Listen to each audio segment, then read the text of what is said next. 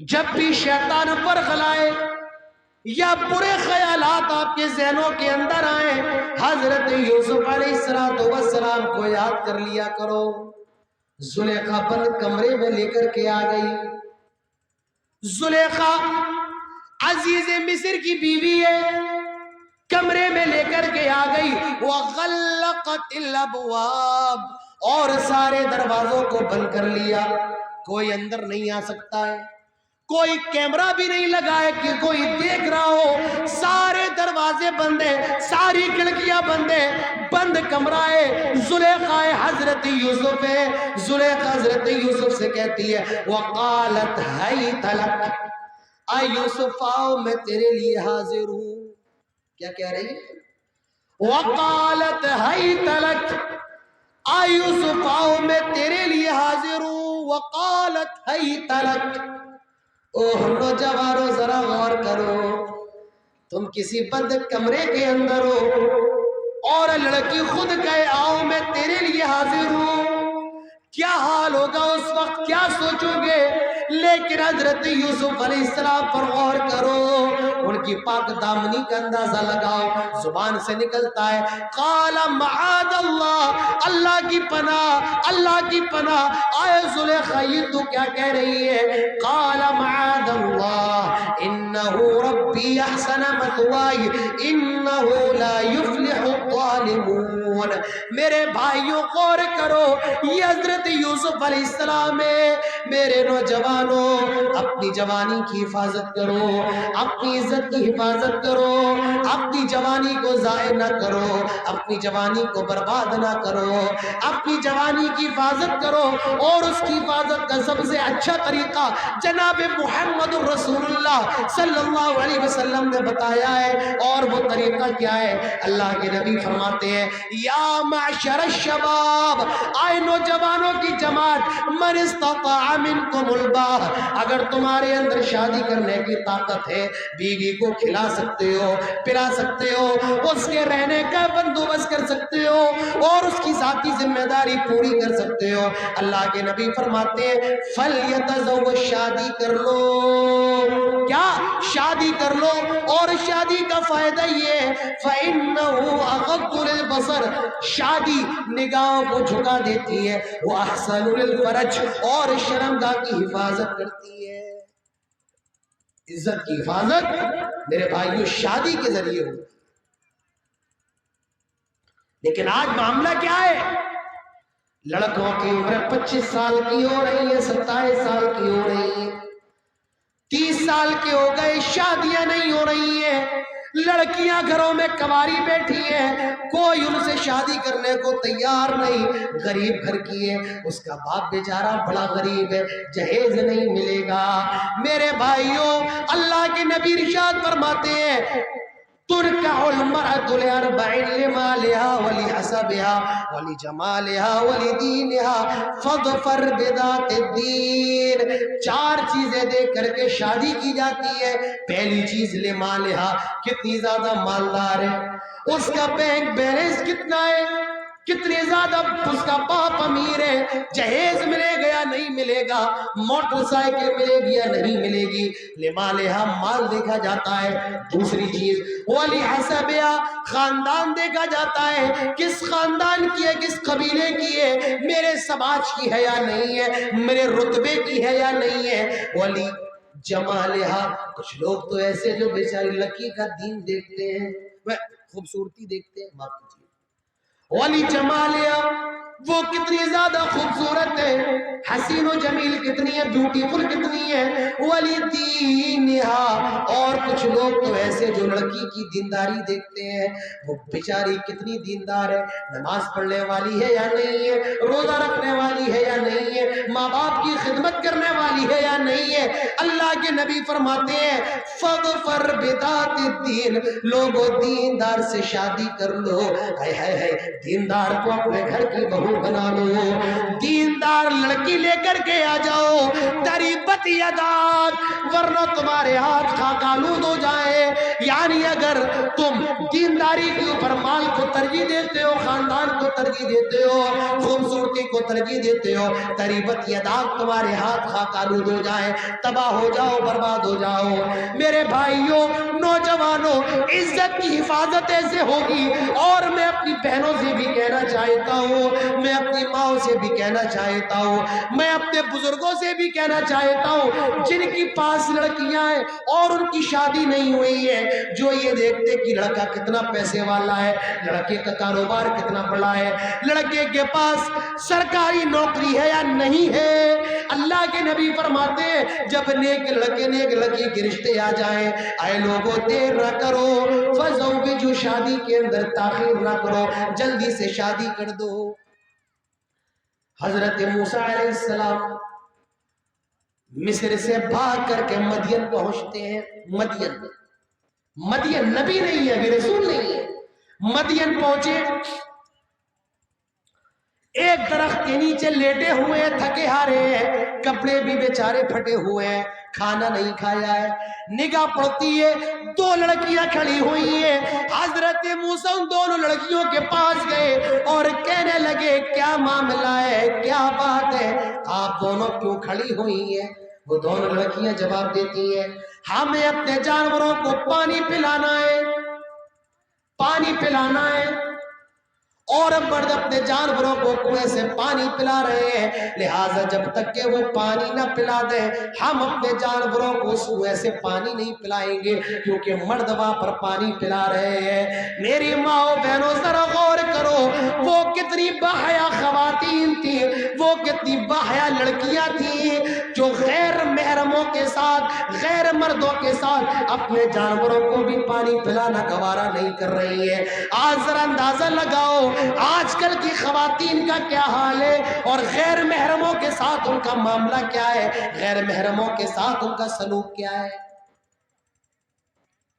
आपके यहाँ के जलसों को देख लो, आपके यहाँ के जलसों में चले आओ, बाजार का मंजर देख लो, मेरे भाइयों, इज्जतदार आदमी की निगाहें शर्म से झुक जाएंगी। लड़के लड़कियों का इख्तिलाफ देख लो, रास्ते में खड़ी होकर बातें करने का मंजर देख लो, ओह वो लड़कियां कितनी ज्यादा बाहया है।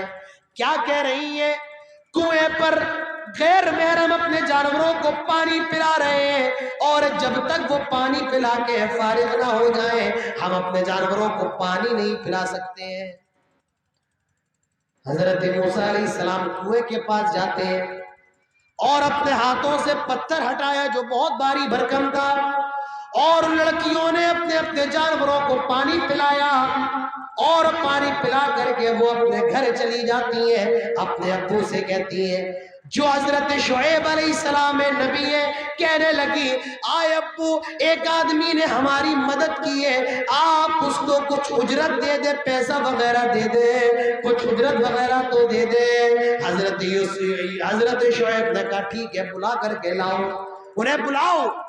एक लड़की आती है, हजरत मूसा पेड़ के नीचे लेटे हुए हैं, भूखे हैं, भागे हुए हैं मिस्र से, खाने को नहीं, जेब में पैसे नहीं। लड़की आती है, और कैसे आई, कुरान कहता है, तमशी अला इस्तिहया, बड़े शर्माते हुए आती है, हया की चादर में लपेट करके आती है। कैसे आती है, बाहया आई, हया का पूरा निचोड़ उसकी चाल के अंदर था, और कहने लगी, हमारे अब्बू आपको बुला रहे हैं। हजरत मूसा गए और शुएब अलैहिस्सलाम के सामने पूरा माजरा बयान किया। हजरत शुएब ने कहा, अब आप खैरियत से यहाँ पर रहें, ये इलाका फिरौन से बहुत दूर है, वो यहाँ पर नहीं आ सकता है, आपको गिरफ्तार नहीं कर सकता है। हजरत शुएब कहते हैं, आए मूसा, मैं ये चाहता हूँ कि मैं अपनी एक बेटी का निकाह आपके साथ कर दूं, और शर्त पर कर दूं। क्या, वो शर्त क्या है, पहले देखो। हजरत शुएब कहते हैं, मैं ये चाहता हूँ اپنی ایک بیٹی کا نکاح آپ کے ساتھ کر دوں اور اس شرط پر کر دوں کہ آپ 8 سال تک میری خدمت کریں گے، اور اگر 10 سال کرتے تو یہ اور زیادہ بہتر ہے، لیکن 8 سال تو آپ کو کرنا ہی کرنا ہے۔ حضرت موسیٰ تیار ہو گئے اور ان کی شادی ہو گئی۔ اب میں بتانا یہ چاہتا ہوں، حضرت شعیب نے یہ نہیں دیکھا کہ موسیٰ کماتے کتنا ہے، حضرت شعیب نے یہ نہیں دیکھا ان کا گھر بار کتنا بڑا ہے، ان کے پاس پیسے کتنے ہیں۔ ان بیچاروں کو تو معلوم ہے مصر سے بھاگ کر کے آ رہا ہے، پھٹا حال ہے، کھانے کو نہیں ہے، پینے کو نہیں ہے، لیکن حضرت شعیب نے اپنی بیٹی کی شادی کر دی کیونکہ ان کو معلوم ہے یہ دیندار ہے۔ اپنی بیٹی کا نکاح ان کے ساتھ کر دیا۔ میرے بھائیوں ذرا غور تو کرو، اندازہ لگاؤ، اور اپنی بیٹیوں کے لیے سرکاری نوکری والا لڑکا دیکھنے والوں، حضرت شعیب نے موسیٰ کے اندر یہ نہیں دیکھا کتنا پیسے والا ہے، دینداری دیکھی اور نکاح کر دیا۔ لہذا دیندار لڑکا مل جائے شادی کر دو، دیر نہ کرو، دیر نہ کرو۔ میرے بھائیوں، اسلام نے عزت کی بڑی حفاظت کی ہے، اسی لیے فرمایا شادی کے اندر تاخیر نہ کرو۔ ہمارے مذہب کے اندر تو اتنی انسانیت ہے، ایک لڑکا جو ولد الزنا ہے، زنا کے ذریعے پیدا ہوا ہے، اس کو بھی سماج کے اندر رہنے کا حق ہے، اس کو بھی دنیا کے اندر آنے کی پوری اجازت ہے۔ ایک عورت اللہ کے نبی جناب محمد رسول اللہ صلی اللہ علیہ وسلم کی خدمت میں حاضر ہوئی اور کہنے لگی طہرنی یا رسول اللہ، اے اللہ کے رسول مجھے پاک فرما دیجئے۔ وہ زنا کر کے آئی تھی، اے اللہ کے رسول مجھے پاک کر دیجئے۔ آپ نے فرمایا جا جائیے، کیسی بے کی باتیں کر رہی ہے؟ کہنے لگی اللہ کے نبی کیا میرا معاملہ مائز کی طرح سمجھتے ہیں؟ آئے اللہ کے نبی میں نے زنا کر لیا ہے، زنا کا صدور ہو گیا ہے، آئے اللہ کے نبی میں دنیا کی سزا تو برداشت کر لوں گی لیکن جہنم کی سزا برداشت نہیں کر پاؤں گی۔ طاہرنی یا رسول اللہ، آئے اللہ کے حبیب مجھے پاک فرما دیجئے۔ آپ کی نگاہ پڑتی ہے اس عورت پر، آپ فرماتے ہیں آئے خاتون تیرے پیٹ میں ایک جان پل رہی، ایک بچہ پل رہا ہے، زنا تو نے کیا ہے لیکن اس بچے کا کیا قصور ہے؟ جب تک وہ بچہ پیدا نہ ہو جائے، دنیا کے اندر نہ آ جائے، دنیا کے اندر وہ اپنی آنکھیں نہ کھول لے، جب تک میں تیرے معاملے میں کوئی فیصلہ نہیں کر سکتا ہوں۔ جب یہ بچہ پیدا ہو جائے، جب تیرے پیٹ میں پلنے والا حمل پیدا ہو جائے تب آنا۔ یہ عورت چلی جاتی ہے، جب کچھ مہینوں کے بعد اس کا بچہ پیدا ہو گیا، یہ عورت دوڑ کر کے اللہ کے نبی کے پاس آئی، اس کا بچہ اس کی گود میں، کہنے لگی آئے اللہ کے نبی دیکھیں اب تو یہ میرا بچہ بھی پیدا ہو گیا ہے، طہرنی اب مجھے پاک فرما دے۔ اللہ کے نبی کہتے ہیں آئے غامدیہ اس بچے کو تیری ممتا کی ضرورت ہے، تیرے دودھ کی ضرورت ہے، میں اس بچے سے اس کا بچپن نہیں چھین سکتا ہوں جب تک یہ روٹی کھانے کے قابل نہ ہو جائے اور تیرا دودھ نہ چھوڑ دے تب تک میں تیرے معاملے میں کوئی فیصلہ نہیں کر سکتا ہوں۔ حدیث کے اندر آتا ہے جب وہ بچہ روٹی کھانے کے لائق ہو گیا اور اس نے دودھ پینا چھوڑ دیا، یہ عورت اللہ کے نبی کے پاس تشریف لائی کہ اللہ کے نبی دیکھے اب تو یہ بچہ دودھ کو چھوڑ چکا ہے اور یہ روٹی کھانا شروع کر چکا ہے، اب تو مجھے پاک فرما دے۔ آپ نے اس عورت کے معاملے میں فیصلہ کر دیا۔ میرے بھائیوں، ہمارا مذہب تو وہ مذہب ہے جو دنیا کے اندر ایک ولد الزنا کو بھی آنے کی اجازت دیتا ہے، اگر وہ حافظ قرآن بن جائے، اگر وہ عالم دین بن جائے تو آپ کی جامع مسجد کے اندر نماز پڑھانے کو اس کو پورا حق ہے، وہ آپ کے جامع مسجد کے اندر نماز بھی پڑھائے گا، خطبہ بھی دے گا، جیسے سماج کے اندر لوگ رہتے ہیں اس کو بھی پوری عزت کے ساتھ سماج کے اندر رکھا جائے گا، اس کو وراثت سے بھی محروم نہیں کیا جائے گا۔ ہاں یہ الگ بات ہے باپ کی وراثت سے نہیں بلکہ ماں کی وراثت سے اس کو حصہ دیا جائے گا۔ تو ذرا اندازہ تو لگائے، غور کرے، اسلام انسانیت کا مذہب ہے، اسلام وہ مذہب ہے جو ولد الزنا کو بھی دنیا کے اندر آنے کی پوری اجازت دیتا ہے۔ اب مجھے بتاؤ اسلام دہشت گردی کا مذہب کیسے ہو سکتا ہے؟ مجھے بتاؤ اسلام یا آتنکواد کی تعلیم دینے والا مذہب کیسے ہو سکتا ہے؟ ارے ہمارا مذہب تو وہ مذہب ہے جو ایک نفس کا قتل، ایک جان کا قتل، پوری انسانیت کا قتل قرار دیتا ہے۔ اللہ تعالیٰ فرماتا ہے من قتل نفسا بغیر نفس او فساد فی الارض فکأنما قتل الناس جميعا۔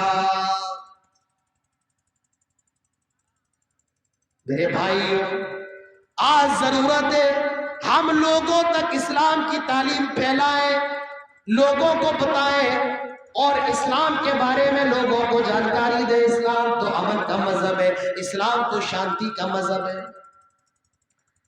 یہ آیت یاد کر لو۔